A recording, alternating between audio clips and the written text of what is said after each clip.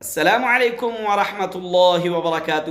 M بابو تھنولی Islamic studio سے محمد فاروق عرف بابو تھنولی ڈھیر ساری دعاؤں کے ساتھ حاضر ہے۔ اے رب العالمین ہم سب کو وسعت والا رزق، ہدایت اور عافیت والی زندگی نصیب فرما۔ سب سے پہلے ہم سب مل کر آقا دو جہاں صلی اللہ علیہ وسلم کی ذات بابرکات پر درود شریف پڑھتے ہیں۔ آپ بھی میرے ساتھ مل کر پڑھیے۔ اللہم صلی علی محمد وعلی آل محمد کما صلیت علی ابراہیم وعلی آل ابراہیم انک حمید مجید۔ ایم بابو تھنولی اسلامک اسٹوڈیو سے روزانہ کی بنیاد پر آپ کے لیے مسائل، فضائل، وظائف لے کر میں حاضر ہوتا ہوں۔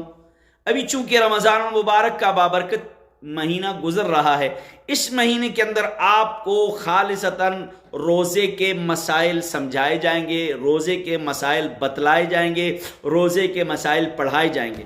تو آج کا جو مسئلہ ہے انتہائی ضروری اور اہم مسئلہ ہے۔ آج کا مسئلہ انتہائی ضروری اور اہم ہے۔ کیا روزے کی حالت میں ہم اگر کثرت سے مسواک استعمال کریں، روزے کی حالت میں کثرت سے مسواک استعمال کریں تو اس سے ہمارے روزے پر کوئی اثر پڑتا ہے یا نہیں؟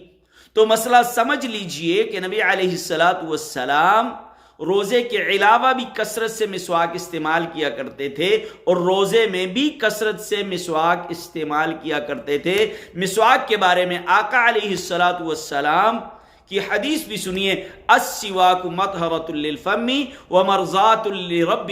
یہ جو مسواک ہے نا، یہ منہ کی پاکیزگی ہے اور رب کی رضا ہے۔ یہ مسئلہ سمجھ آ گیا۔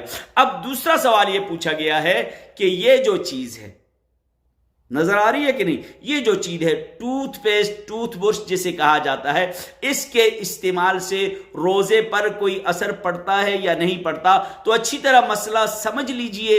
مولانا یوسف لدھیانوی شہید رحمۃ اللہ علیہ نے آپ کے مسائل، ان کا حل کے اندر لکھا ہے کہ یہ چیز حلق میں جانے کے شک کی وجہ سے، کہ یہ حلق میں چلا جائے گا، اس وجہ سے اس کا استعمال کرنا مکروہ ہے۔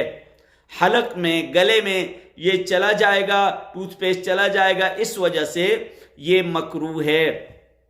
ساتھ ساتھ مسئلہ سمجھ لیجئے، اگر آپ یہ استعمال کرتے ہیں، یہ استعمال کرتے ہیں، ڈن ٹونک پاؤڈر یا کوئی اور پاؤڈر استعمال کرتے ہیں، آپ کے حلق میں چلا جاتا ہے تو روزہ فاسد ہو جاتا ہے، روزہ فاسد ہو جاتا ہے۔ امید ہے کہ آپ کو آج کا یہ ضروری اور انتہائی اہم مسئلہ سمجھ آ گیا ہوگا۔ اگر سمجھ آیا ہے تو دوسروں تک ضرور پہنچائیے، ویڈیو شیئر ضرور کیجیے۔ السلام علیکم ورحمۃ اللہ وبرکاتہ۔